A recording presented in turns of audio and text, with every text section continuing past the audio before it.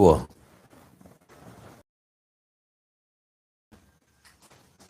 Mo kí gbogbo ọmọ káàárọ̀ òjíire kí ìjọba ti láǹfààní àti máa wò mí láti máa gbọ́ mi.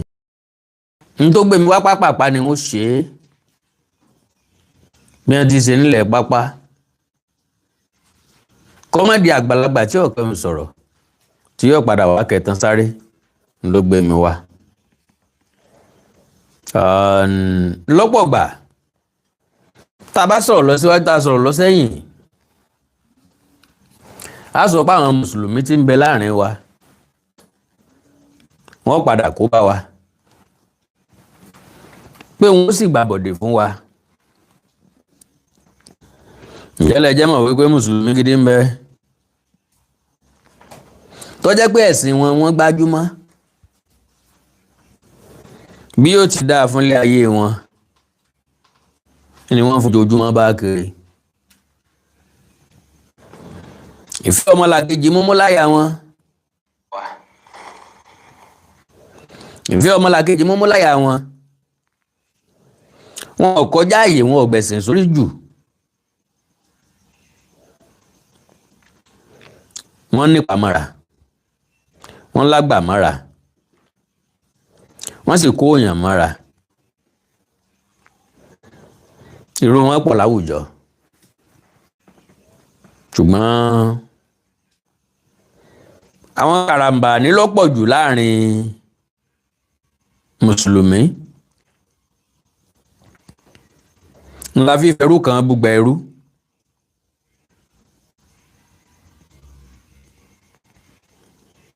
Bẹ́ẹ̀ ni sẹ́nìkan ní kí lọ́wọ́ nú ilé tá a fi pe gbogbo ilé nílé agéka. Gbogbo ọmọ kóòtù òjíire bí. Ọ̀rọ̀ Aláàfin Ìwó, Emir Ìwó, Olú Ìwó, wọ́n lẹ́gbà kan jọrin lọ. Because ọba jẹ lórí èdè àti àṣà. Nígbà wọ́n fún ọlọ́pàá àṣẹ tí wọ́n fún certificate ní tí wọ́n kọ́ ọbẹ̀ ni pé you are the custodian of Yoruba heritage, culture and tradition. Nígbà wọ́n wá sọ bẹ́ẹ̀ ìjọba náà ṣàìmọ̀ wípé kò sí kálukú ló ti lẹ́sìn tiẹ̀ wá láti lé. Kò sẹ́ni tí ò lẹ́sìn tiẹ̀. Ẹni tí ò bọ̀yá ò bọ̀ Ṣàngó. Ẹni tí ò sì gbàgbọ́ ó ṣèmọ̀lẹ̀. Ẹni tí ò sì mọ̀lẹ́ ó ṣẹ̀sìn àbáláyé. Kálukú lọ́mọ tí gba òun kalẹ̀ lọ́jọ́ ọ̀ràn níjọ́ wàhálà. Tí ó bá lọ wọ́n bọ̀ wọ́n ní ogun lọ́lọ́jọ́ kan àpọ́njú. Orí ẹni lọ́jọ́ gbogbo. Ọjọ́ kan àpọ́njú ó ti fẹ́ lòmíì. Yes. Ọjọ́ kan àpọ́njú tó ògùn ọgbà wọn kalẹ̀ òun. Wàláì ó tó fẹ́ lòmíì.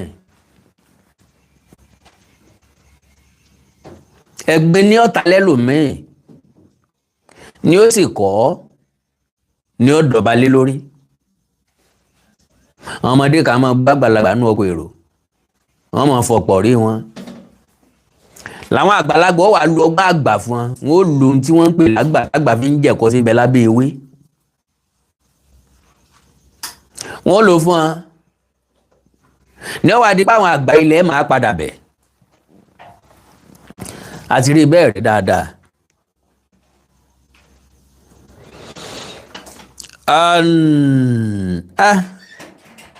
Ẹnìkan sọ̀rọ̀ kan. Ọ̀tọ̀ lètò tí mo wá fẹ́ fi ṣe tẹ́lẹ̀. Nítònítọ̀ ń sọ ni pé olóbìnrin kan ṣàlàyé ọ̀rọ̀ kan fóun. Pé ẹnìkan máa wá rajà lọ́wọ́ òun. Tí ó mọ̀ pé madam ẹ fine o, ẹ dá o, ẹ dùn wò o, oríṣiríṣi nǹkan bẹ́ẹ̀ bẹ́ẹ̀. Pé láìláà ìlànà òun ọmọ tárákùnrin fi bóun sùn òun kan sáà rí pé òun bára òun lóòtẹ́ẹ̀lì ni bóun ṣe débẹ̀ òun ọmọ ọlọ́wà sọ fún òun pé látọjọ́ tó ti délé ọkọ ọkùnrin mi ò rí ìbí òun rí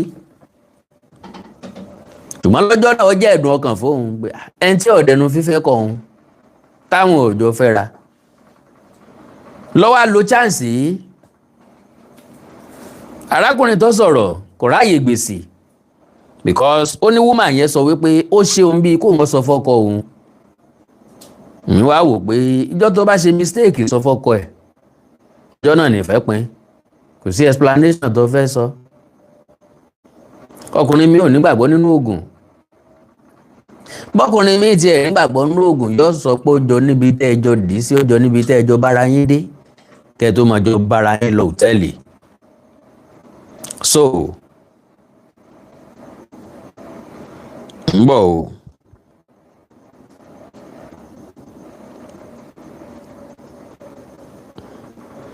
So mo wá ní red flag ní bó bá sọ fọ́kọ ẹ̀ problem ńlá ni yóò dà fún níbo ni gangan ni mo ń lọ ó ní òun á fẹ́ jẹ́ kó yé àwọn obìnrin pé oògùn tí wọ́n ń pè ní àmúdó ń bẹ o ẹ má gbà kọkùnrin tẹ́ ẹ̀ mọ̀ rí tẹ́ ẹ̀ jọ dàn kankan tí ìsọkọ yín tí ìsàfẹ́sọ́nà yín kọ́ gbọ́wọ́ lé yín lọ́rùn fọwọ́ kàn yín lára wọ́n lè fi nǹkan kàn yín lára o tẹ́ ẹ̀ fi ní mọ̀ wọ́n á fẹ́ testify sọ̀rọ̀ ẹni yẹn pé oògùn tí ọ̀jẹ̀ wẹ̀ ló kù kan o àwa náà dán gbogbo eyín wo ń gbà tá a wà kékeré irọ́ ò da ẹni tipa ò lálàáfíà á dán wò oògùn wà tí wọ́n ń pè ní àpè àwọn tójú bá máa ń tì láàrin wa ni wọ́n máa ń ṣoògùn láyé ìgbà yẹn fúnra lára wa la ṣe wà lọ́dọ̀ babaláwo kankan o yóò dẹ̀jẹ̀ ń bí iná jojo òkà àmúdó wà òkà tí wọ́n fi ń toast obìnrin ń bẹ òkà àmúdó eléyìí o lè má toast ẹ̀ rárá ọ̀ọ́kàn fi dì í lọ́wọ́ mú ni yóò sì máa tẹ̀lé ọ bí àgùntàn kọ̀nfàmù ni apá àti wèrè táwọn ẹgbẹ́ wa dàgbà náà so àwọn oògùn kan bẹ tó gbọ́n fi ń toast obìnrin tí ò ní tí ò gbọ́dọ̀ sọ wípé òun ọgbà òòka ni ó gbóná bí ahọ́n làáfi sí tàbá fẹ́ bóbìnrin sọ̀rọ̀ yóò máa jó lẹ́nu òsì gbọ́dọ̀ pọ̀ ọ́lẹ̀ so gbogbo ẹ̀ ládánwò ní tí mo fẹ́ mú jáde fún ọ ni pé YouTube àbí Facebook ń bọ̀ o jẹ́ àwọn òbí mi náà.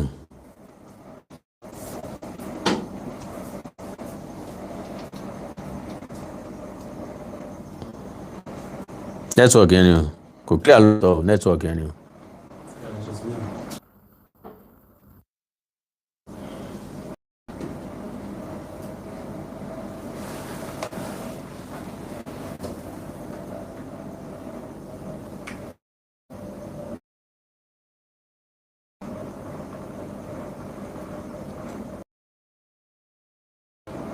Okay.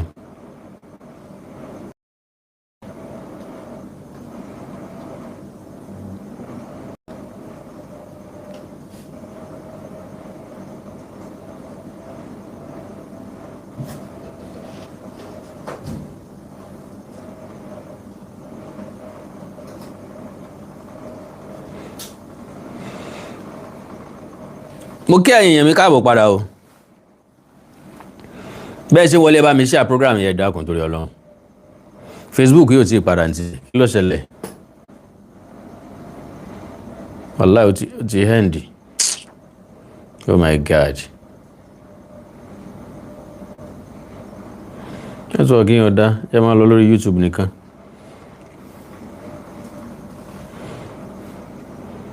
Ẹ bá mi share program yẹn.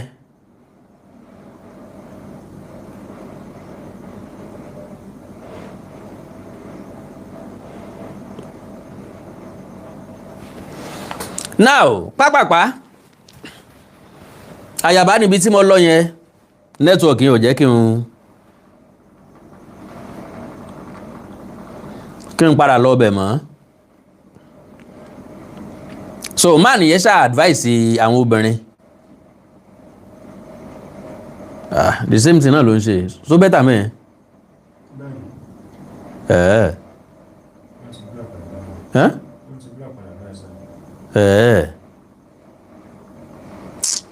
Ẹ̀yin èèyàn mi ṣe network yẹn dá lọ́dọ̀ yín ṣá lè manage ẹ̀.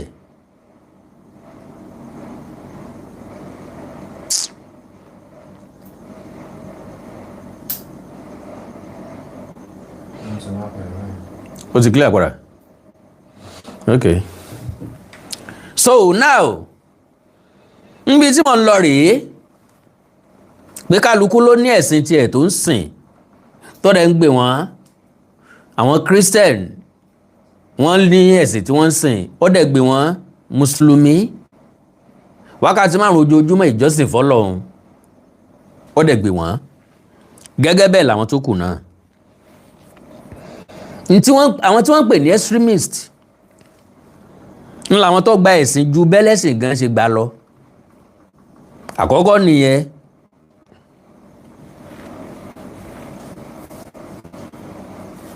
God bless you sir, God bless you ma. So àkọ́kọ́ nìyẹn. Ẹlẹ́ẹ̀kejì ń làwọn tí kì í fẹ́ kẹ́lẹ́sìn mi ò sìn tiwọn. Ìyẹn bá dìde ẹ̀. Àbí kílẹ̀ ni mo wí?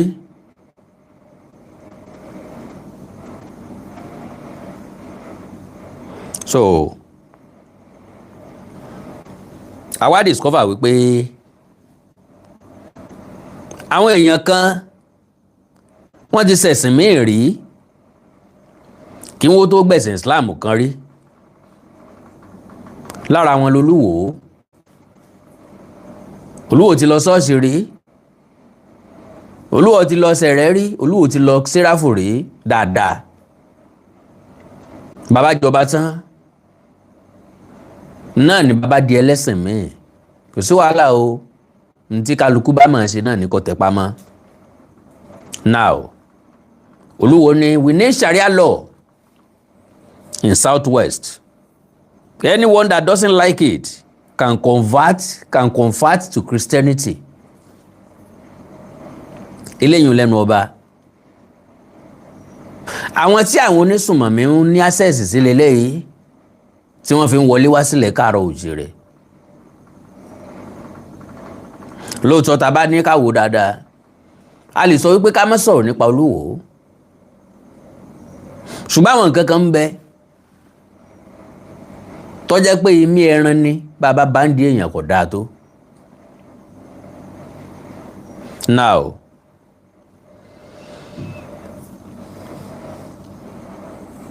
Olúwo sọ reason tá fi gbọ́dọ̀ ní Sharia, tá fi gbọ́dọ̀ practice Sharia law ńlá nílẹ̀ Yorùbá. The Oluwo of Iwo, Ọba Abdulrasheed Akanbi, has advocated for the implementation of Sharia law in the Southwest, asserting that it aligns with the constitutional rights of Muslims in the region. Question tèmi ni pé àwọn nǹkan míì tó align pẹ̀lú Islamic religion ní Southwest àbí ní Nigeria àbí l'Africa àbí ní the whole world, mélòó nínú ẹ̀ láti implement tó ti ṣàǹfààní fúnran káàárọ̀ oòjíire? Èmi rò wípé ǹjọ́ tí wọ́n bá jó lẹ́bì kan tó dáa ńlá mú wọlé wá, àrà tí wọ́n bá dá ń bò míì tó dáa ńlá mú wá bì kan. Gbogbo eégún tá ń rí lónìí wọ́n ṣe wá láti bì kan wá ni. Aṣọ tá a bá rí tó rẹwà lọ́rùn èèyàn ńlá béèrè pé ta lọ́rùn. Kò sí ní tó ní kí kálukú ọmọ ìjọsìn fọ́lọ́run. Ṣùgbọ́n tá ń béèrè ni wípé àwọn àṣejù bẹ́ẹ̀ kí lèrè tó mú wá fún wa, kí láǹfààní tó mú wá fún wa. Because tí ó bá sí Muslim extremist láàrin wa, kò sẹ́ni tí ó fààyè gbà wọn onísùnmọ̀mí. Fúlàní ò ní dédé máa lọ kó dẹrù kábákábá kọ́yà ń lé wa kó lóun fẹ́ sùn nígbà tí ó fẹ́ dààmú ṣùgbọ́n bájọ́ mọ káàárọ̀ òjíire ńlọ bá pẹ́ nílẹ̀ ṣùsì kan bàbá páyé gbẹgẹ́ tá a lè jó sùn lọ́dọ̀ wa a lè mú lọ ṣọ́ọ̀ṣì kó lọ sùn bẹ́ẹ̀ a lè pé mọ́sálásì rè wá sùn bẹ́ẹ̀ a lè pé gbàgede gbọ̀ngàn lúlélẹ̀ yìí akásílẹ̀kùn kan fún ọ kó o sùn bẹ̀ mọ́jú ìran káàárọ̀ òjíire ní ìfẹ́ ọmọlàkejì débẹ̀. So now this statement follows public outcry over plans to inaugurate a Sharia court in Oyo State. Agili tí ń gbéyàwó aláǹgbá ń fọmọ fọkọ labalábá ní tí ń bá idébẹ̀ ajófásọ́yá ní máa jó ẹ béèrè lọ́wọ́ wèrè ságili tí lọ bá tan ní àbálàǹgbá wọ́n ń sọ̀rọ̀ nípínlẹ̀ Ọ̀yọ́ Olúwo ń sọ̀rọ̀ nípínlẹ̀ Ọ̀ṣun wọ́n ń sọ tìpínlẹ̀ Ọ̀yọ́ wọn ò tí ì rí ṣe ò tí ń dragẹ̀ wá sí ìpínlẹ̀ Ọ̀ṣun ìpínlẹ̀ Ọ̀ṣun tó wà peaceful tẹ́lẹ̀tẹ́lẹ̀ ẹ sọ délé ogun. So gbogbo ibi táyé bá ti ń kọjú sí lolúwo máa ń kọ̀yìn sí tiẹ̀. A flyer circulated by Supreme Council for Sharia in Nigeria, Oyo State Chapter, announced the court's establishment in Oyo Town and its environment. Scheduled for January 2025, nígbà yẹn tí gbogbo àìmúgbéta ìbọn ìbáyìí lọ́ọ̀ṣì ẹ̀ nílẹ̀ Ọ̀yọ́ yóò kárí ìpínlẹ̀ Ọ̀yọ́ o tí Ṣèyí Mákindé issue statement ńgbà náà.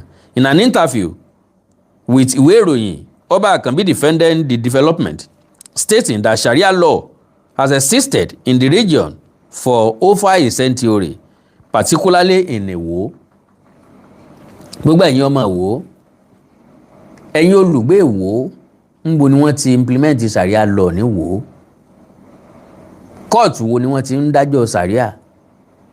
Èèyàn mélòó lòfin Sharia ti mú? Èèyàn mélòó wọ́n ti ṣèdájọ́ òfin Sharia fún? Kí la fòfin Sharia ṣe?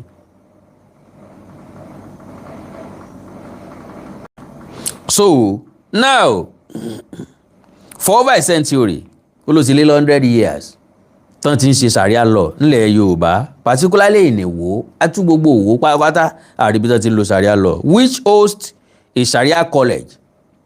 Ẹgbọ́n wọn ní Sharia college ń bẹ ní Ìwó, Olúwo gbọ́dọ̀ rí tì.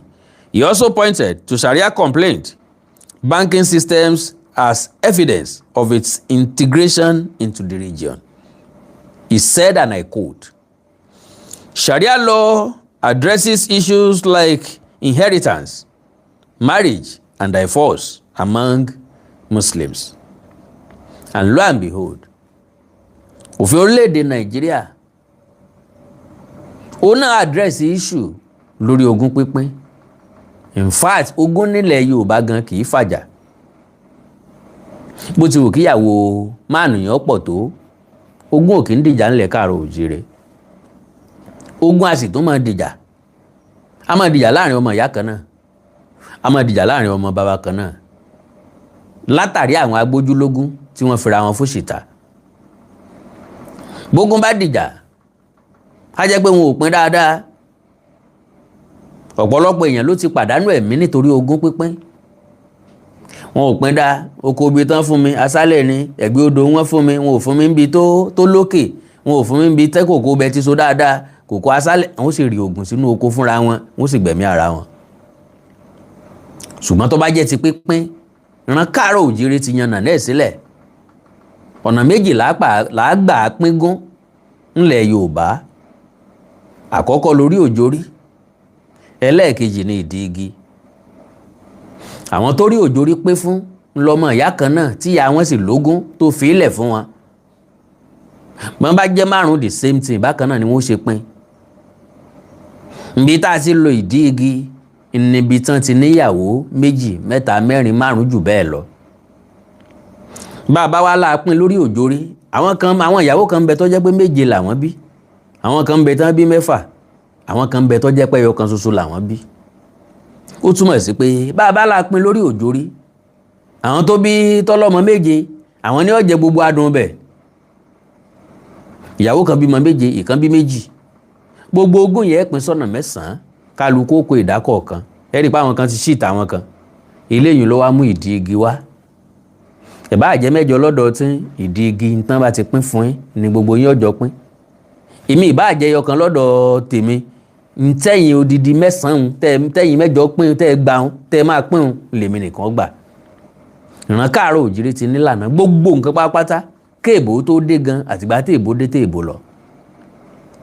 Kò dìgbà tá a bá lo Sheria law. Sheria law cannot work in Yorùbá land ní gbogbo South West. Sheria law ò lè ṣiṣẹ́. Gbogbo ọmọ kóòtù òjìrè bí whether you are a Muslim or Christian we don't need Sheria law for anything. Ọmọlúàbí ló sọnù lọ́wọ́ yín lẹ fi ń wá Sheria law káàkiri. Ìwọ ọmọlúàbí làwọn baba ńlá baba wa ń lò táyé wọn fi gún régé.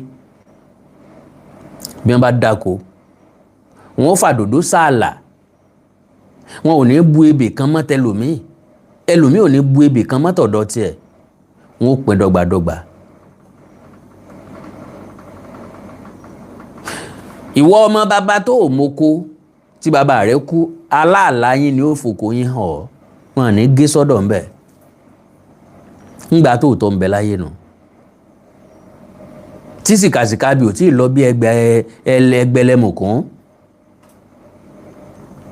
So ní ti gbéyàwó sì rèé ìran káàárọ̀ òjìrè ti ní bá a ṣe ṣe láyé àtijọ́. Bí èèyàn bá kú tíyàwó ẹ̀ ò sì tí ì dàgbà pọ̀ wọ́n lè wá nú àwọn àbúrò ẹ̀ kó wá súpò ẹ̀ wọ́n sì béèrè lọ́wọ́ obìnrin náà sọ fẹ́ dúró sínú mọ̀lẹ́bí mo fẹ́ dúró ọ̀dà lágbájá ni ó sùn ọ́ lópó. Bọ́ọ̀ bá sì fẹ́ dúró wọn lọ́wọ́ sọ̀nà rẹ̀ ń rere. Àwọn kan dẹ̀ wà tó jẹ́ pé tìpátìkùkù wọn tiẹ̀ fi pín wọn mógún wọ́n fi sún wọn lópó ò ní lè kọ́. Torí àwọn tí wọ́n sọ what if the man did not marry one of the women but only have child? Hello sir. Bóbìnrin bá ti bímọ fún yín ó ti dìyàwó yín. Ẹ lè mọ́ fẹ́ délé ṣùgbọ́n ọmọ tó bí ẹgbà pọ̀ mọ́ yín ni èpo ẹ̀pà àbí èpo ẹ̀gúsí dẹni àìjírí nù. Yorùbá lọ ìyàwó ọ̀lẹ wọn gbà kọ́sẹ́ tí gbọmọ ọ̀lẹ. Sòfà àtẹ ti gbà pọ̀ mọ́ yín ni ó ní ẹ̀tọ́ sí gbogbo nǹkan tẹ́ bá ní. Yàtọ̀ sí ìsìn táwọn èèyàn lọ ṣe ìgbéyàwó registry nǹkan o tèmi ò lè ẹ̀ bà ṣe láyé mi tí mi ò dẹ̀ lè advice ọmọ mi kankan láti ṣe. À ń lọ registry lọ kóòtù kò ní túmọ̀ kankan kì í ṣe ìgbéyàwó wa. Obìnrin tó fẹ́ tẹ̀lé ọ lọ registry torí ogún ni wọ́n wá sọ pé mi ní kọ̀ọ̀kan kú ni àbí mo fẹ́ kú ni rárá náà kò sí àǹfààní kankan tí registry mú wá ju pé àkọ́kọ́ kí wọ́n lè sọ pé àwọn nìkan lọ gbọ́dọ̀ fẹ́ ọ gbọ́dọ̀ fẹ́ yàwó mi ẹlẹ́ẹ̀kejì nítorí ogún.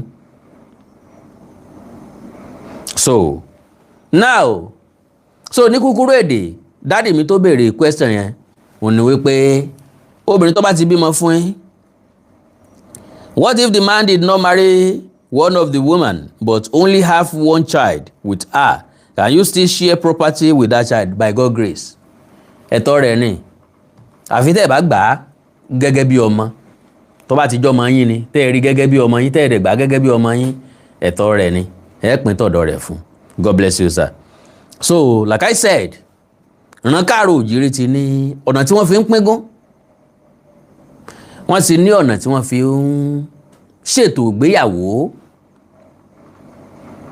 Láyé àtijọ́ bó bá fẹ́ kọ́kọ́ ó dá nǹkan orí padà fún wọn nílé ibi tó ti fọ́kọ tó fọmọ yín mọ́ nǹkan orí tẹ wá san lé wa lélẹ̀ ó san padà. Irú àwọn tó fẹ́ ṣe bẹ́ẹ̀ ọkọ tuntun tán fẹ́ ní ó bá wọn dá padà níbòmíì ẹbí ni yóò dá padà.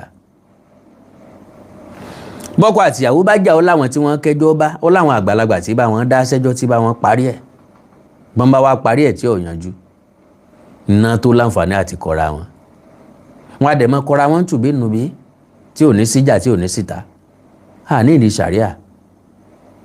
So mo ti dáhùn béèrè mẹ́tẹ̀ẹ̀ta gan reason tí Oluwo fi sọ pé dandan ni káwọn ò ṣe Sheria. Only Sheria law addresses issues like inheritance, marriage and divorce among Muslims. Ẹ̀yin dádì àti mọ́mì mẹ́ja ẹ fèsì mi kájọ béèrè lọ́wọ́ ara wa pé ogún wo gan la wá nínú ìsìn táwọn ọmọ fẹ́ pín. Ẹ má bínú o, ogún wo la ní báyìí táwọn ọmọ fẹ́ pín.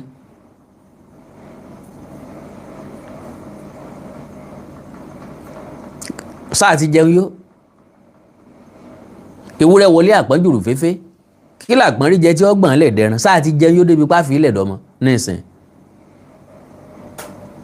Ṣé nítorí ní ta fi wá fẹ́ gbé Sheria wá nù? Torí majority Muslim tẹ́fẹ́ torí ẹ̀ ṣe Sheria gan làwọn ò tí ì jẹun yó tí wọn ò tí tán ló tán ní tán pè lógún gan. I can state that categorically. Because mẹ̀kúnnù lọ́pọ̀ nínú ẹ̀sìn. Ẹni ìṣẹ́ńṣẹ́ ní lọ ṣọ́ọ̀ṣì. Sorry to say. Ẹni tí ń wá nǹkan ní pàrà ṣọ́ọ̀ṣì bí ikú kéré. Ẹni ìṣẹ́ńṣẹ́ ní wa ẹ̀sìn máa rí. Ẹni tí ń wáṣẹ́ ní lọ ṣọ́ọ̀ṣì ní ọ̀kálá. Àdó ẹbọ kéékèèké ní gbalá ìkólà. Ẹni tí ń ṣàìsàn. Ẹni tí ń wọ́kọ. Ẹni tí ń wáya. Ẹni tó wọlé rẹ̀ ti fẹ́ dìú tí ọ̀dẹ̀ tí gba sálárì. Ẹni tí sálárì ẹ̀ ò tó jẹ. Bóun ti ẹ̀rá àánú gbà ń ṣọ́ọ̀ṣì. Ẹni tọ́jà rẹ̀ ò lọ déédéé, ẹni tí bísíǹsì ẹ̀ ò lọ déédéé ńlọ́pọ̀ ń ṣọ́ọ̀ṣì. Èèyàn mélòó lọ ṣọ́ọ̀ṣì tí ò gbé ṣòro wá?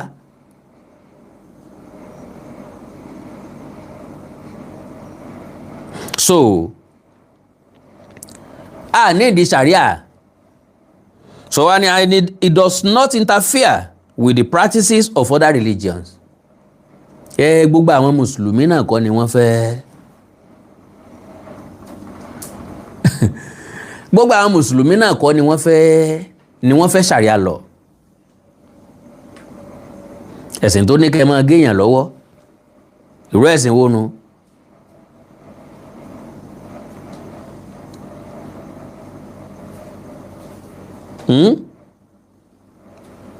What kind of ẹ̀sìn is that?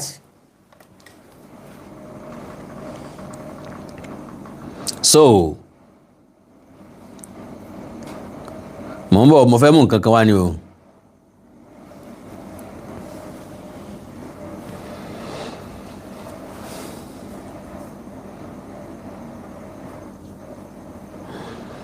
Mo fẹ́ mú nǹkan kan wá ní o. Lórí ọ̀rọ̀ ẹ̀sìn náà ni o. Mo rí o.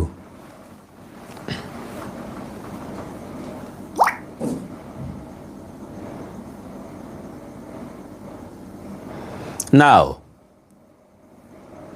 nínú àwọn òfin Sheria,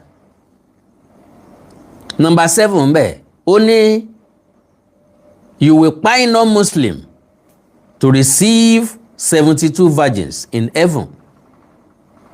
Ó pa àwọn kèfèrí, ẹni tí ó bá ti ṣe Mùsùlùmí kèfèrí ni lọ́dọ̀ wọn. Bó bá ti pa àwọn tí ì ṣe kèfèrí, ó gbà wúńdíá 72 72 virgins.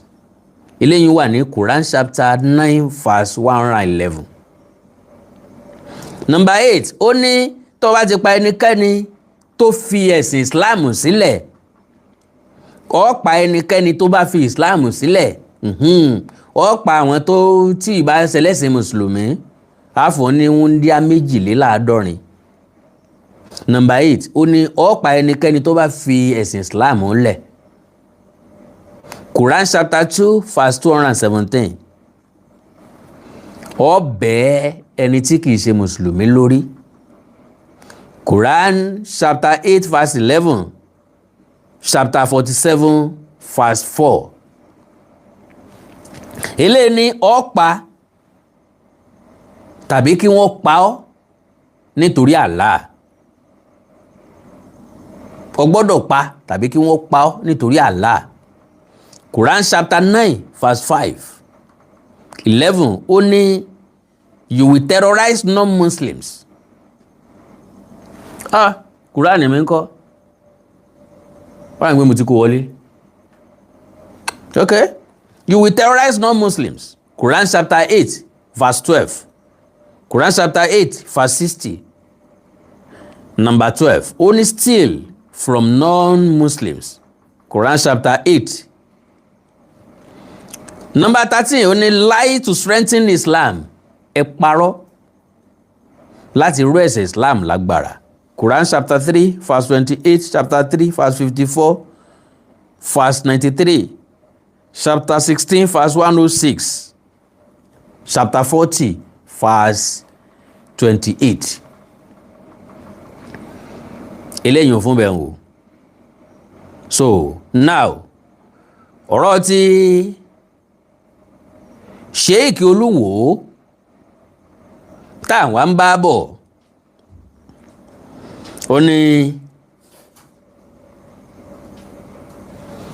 he emphasized that its implementation should not concern non-Muslims as the constitution guarantees religion freedom.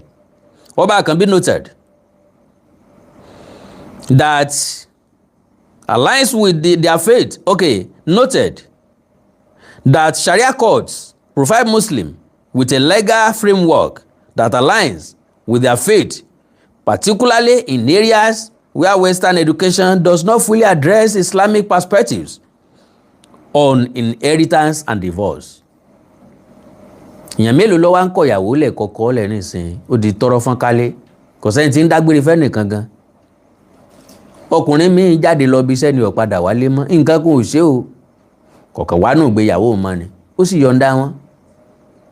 Ọjọ́ tóbìnrin míì ó lọ ọjà lọ dágbére kó wọ́n sáré lọ kó wọ́n sáré dé ni ẹ̀jẹ̀ sáré gbọ́mọ èyí tì í lọ gbọ́mọ lẹ̀ lọ́ bá tiẹ̀ lọ. Sáwà wárú obìnrin bẹ́ẹ̀ lọ ni Islam á kópa tiẹ̀ bò àbí bò. So he said, and I quote, now only in areas where Western education does not fully address Islamic perspectives on inheritance and divorce.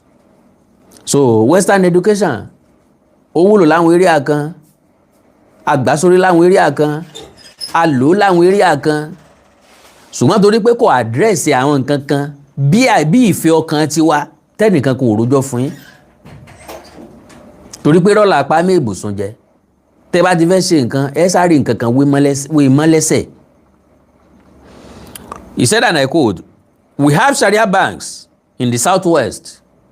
Ẹ dákun bo Sharia bank wà ní southwest. Sharia bank èèyàn mélòó wọ́n yá lówó ń bẹ̀? Èèyàn mélòó wọ́n fi ràn lọ́wọ́? Kí láǹfààní ẹ̀? Èèyàn mélòó ní jàǹfààní ẹ̀? Sáwọn Mùsùlùmí nìkan náà ni. And these banks operate according to Sharia law. Okay? Ẹni tí ó bá ti dáwó padà àgé lọ́wọ́ àbí? Sharia has been in Iwo for over 100 years. Muslims have the right to choose between customary law or the High Court. No government can deny them their inalienable rights. He added that religious freedom is a two-way street, allowing Muslims to practice Sharia and others to follow their own faiths, underscoring that Sharia is not a threat to other religions. Ọ̀rọ̀ látẹnu bàbá Oluwo of Iwo nù. Ọba Abdulrasheed Adéwálé Àkànbí. Ìbéèrè tèmi lélẹ́yìí tó gbé mi wá gangan. Pẹ̀lú rògbòdìyàn tí ń ṣẹlẹ̀ yìí, wàhálà tó dé bá wa yìí, kí ni response látọ̀dọ̀ bàbá Oluwo? Ọ̀nà wo ni wọ́n fẹ́ ká fi address ẹ̀? Because níbi ọdún díẹ̀ sẹ́yìn, fúnra lára wọn ni wọ́n ń pa àwọn Fúlàní pé kán wá bá wọn kún Ìwó. Àwọn fẹ́ kí wọ́n tó bí 9 million 11 million láti wá kún population Ìwó. Ní tí wọ́n fún wọn jẹ ní Ìwó mi rò pé wọ́n ní o. Because àwọn ará Ìwó ò tí ì jẹun yó tán. ọba Abdulrasheed Adéwálé Àkànbí 1,000 ní há fáwọn àgbàlagbà o tí ó tún gbé kámẹ́rà dání 1,000 naira 1,000 naira tí mo ní fídíò ẹ̀ lọ́wọ́ yóò mú láwọn arúgbó lọ́wọ́ wọ́n ya fọ́tò wọn wọ́n rìkọ́ọ̀dù fídíò àwọn èèyàn sì ń pariwo ṣéwù ṣéwù ṣéwù ṣéwù. So kọ́lọ̀ nínú àánú ẹ̀ yọ ṣàánú ìran káàárọ̀ òjìrè o ṣé gbàgbé àwọn ọmọ wa sì ń bẹ lákòlò àwọn ajínigbé o ká mọ̀ fi léyìn ò bẹ̀rẹ̀ kó má dàbí ẹni pé ṣé ò sí nǹkan míì tá a fẹ́ sọ ni meanwhile ẹnu wa ò gbọ́dọ̀ dákẹ́ títí tọ́lọ́run bá òfin àwọn ọmọ náà ní rírí ọba rán níṣẹ́ odò ọba kún iṣẹ́ ọba àgbọ́mọ́kọ̀ ni odò ọba rèé kò sí rálù ní táwọn onísùnmọ̀mí ń béèrè fún ó kọjá agbára ìjọba bó láti wá ṣe àdúrà náà la máa gbà kọ́lọ̀ nínú àánú ẹ̀ kókó sí tọ̀túntòsí nínú kọ́rọ̀ wọn lọ́kàn torí kọ́lọ̀ nìkan ọkàn ọba àtìjòyè ó lè kó sáwọn jàǹdùkú nínú lọ́la kí wọ́n sọ pé ẹ wo ẹ máa kó ṣìyìn lọ kí wọ́n dẹ̀ yọ̀ǹda wọn ẹ máa yá ẹ máa lọ ẹ kó wọn ajú wa inú tí ẹ ń bí abáyé kò sí ń tọ́lọ̀hún ò lè ṣe so mírèkù bí irú ẹ̀ náà là ń tọrọ lọ́dọ̀ Ọlọ́run àánú Olódùmarè ò ní fẹ́ nìkan kan wá sílẹ̀ o well kíláàsì ẹ̀kọ́ èdè Yorùbá wa a ti bẹ̀rẹ̀ lónìí gẹ́gẹ́ bá a ṣe ṣàdéhùn à ń tẹ̀ síwájú lọ́la so ẹ̀yin tẹ́ ẹ fowókọ ọmọ yín sílẹ̀ tẹ́ ẹ darapọ̀ mọ́ wa lónìí ẹ̀yin ni ẹ darapọ̀ mọ́ wa o ẹ má tẹ̀tì láti darapọ̀ mọ́ wa bó bá dọ̀la àánú Olódùmarè ò ní fi ń sílẹ̀ o ẹ̀yin náà fẹ́ kọ́ ọmọ yín ọjọ́ yẹn wa ẹ wà ní London ẹ wà ní America ẹ wà ní Canada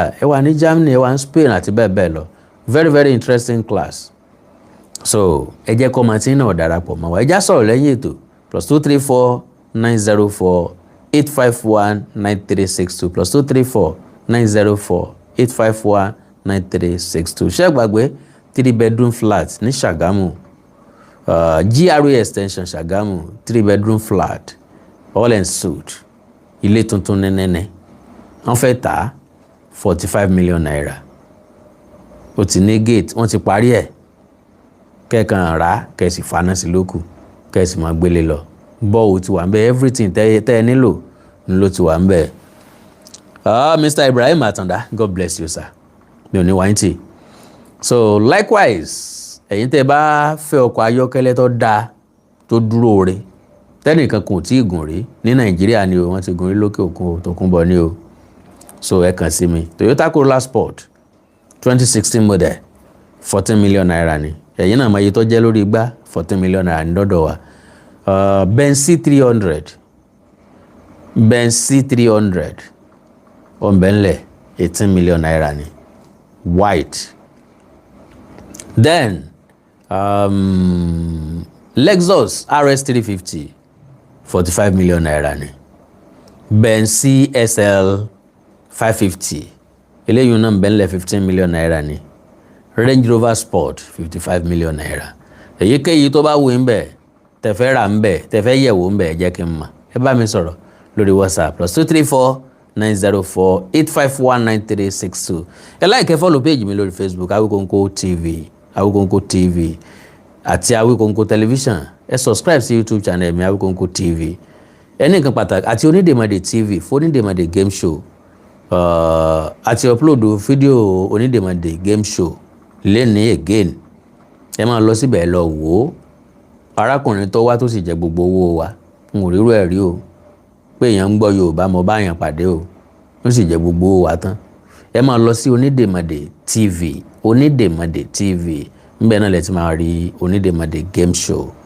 you will love it ìfẹ́ là ń tẹ̀ mú Jọládé ẹ bá ń lọ sórí ìkànnì ẹ bá ń subscribe síbẹ̀ àánú Olódùmarè ní fèsìlẹ̀ o I love you all oorun ayọ̀ lásùn o a kú múra ìsinmi ọ̀la ìsinmi ayọ̀ ni yóò jẹ́ fún wa láṣẹ Èdùmàrè God bless you ó dàárọ̀ oorun ayọ̀ lásùn o bye gàrí o. network yìí ò fún aláàyè rárá ó ti kọ́kọ́ disturb program mi níbẹ̀rẹ̀. So mo appreciate ẹ̀yin tẹ́ sì dúró tì mí lórí program lónìí. Iná ò ní tán wọ̀nyí, ìbànújẹ́ ò ní kàn yín lágbára Ọlọ́run.